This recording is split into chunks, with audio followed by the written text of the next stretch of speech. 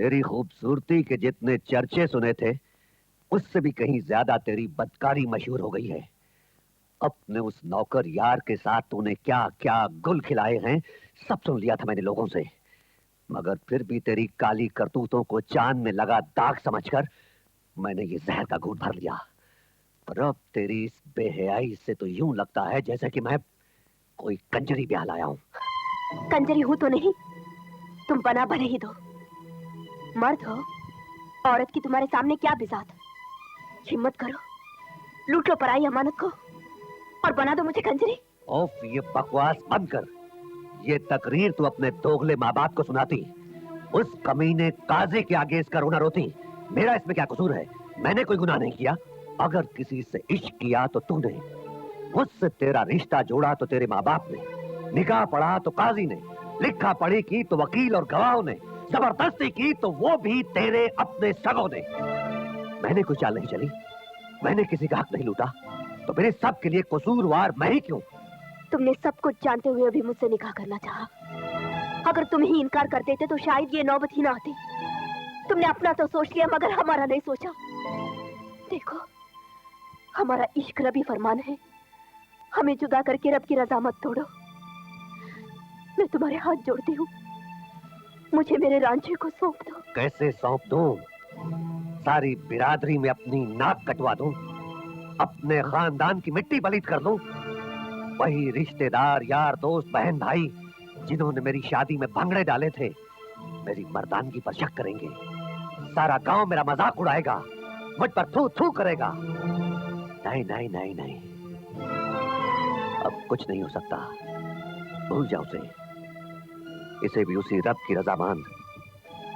इस तरह से जिंदा रहने का फैसला एक समझौता होगा। तुमसे शादी करने का मेरा फैसला भी एक समझौता ही था। और अगर जरूरत पड़ी तो शायद मैं कोई और समझौता भी कर लूं, मगर खावन तुम्हें मुझे ही मानना पड़ेगा। मेरी बदनसीबी यह है कि तुम दोनों की मोहब्बत दो तरफा रही और मेरी चाहत एक तरफा थी, वरना किसी और की जूठन बटोरने का हौसला मैं कभी न समेट पाता। भाभी, नहीं भाभी, भाभी क्या हुआ? आखिर सब ठीक तो है ना? भाभी, मेरा भाई पसंद नहीं आया क्या? मुझे तो ये जहान ये रास नहीं आया। मेरे लिए तो अब मातम ही मातम है। तू जाके खुशी के गीत गा। बहुत गालिए खुशी के गीत। तुम बताओ बात क्या है? सैदा कुछ उल्टा सीधा बोला क्या? जब मेरे नसीब ने ही इतना उल्टा रुख ले लिया तो किसी के उल्टा सीधा बोलने या ना बोलने से कुछ फर्क नहीं पड़ता। गलत सही सब कुछ अब एक सा लगने लगा है। कहीं ऐसा तो नहीं कि तुम दिल किसी और को दे आई हो और डोली तुम्हारी कोई और उठा लाया है?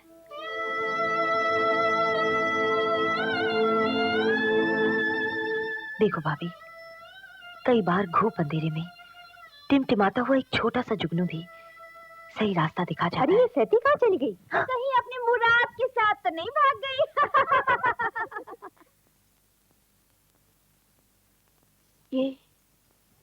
ये मुराद कौन है? मुराद? कौन मुराद? अपना मुराद छुपाती हो और मेरे की सुराग ढूंढ रही हो। भाभी, क्या तुम भी मेरी तरह किसी के इश्क में? नहीं भाभी नहीं, हौसला रख। रब जाने तेरी नाउम्मीदियों के अंधेरे में शायद मैं ही वो जुगनू बनके तुम्हें कोई रास्ता दिखा दूं। बस तू रब से अपने उसकी खैर मांग।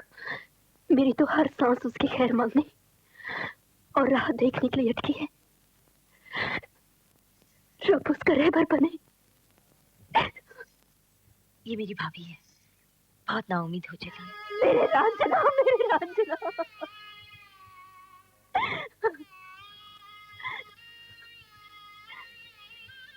रांझना, तेरे बगैर मेरी जिंदगी एक बुतुआ और ये जहां दोज़ख था रांझना, पर उसके आग में मुझसे भी ज्यादा तू झुलस गया। अब मुझे यहाँ से ले चलो, अब मुझे यहाँ से ले चलो रांझना, अब मुझे यहाँ से ले चलो।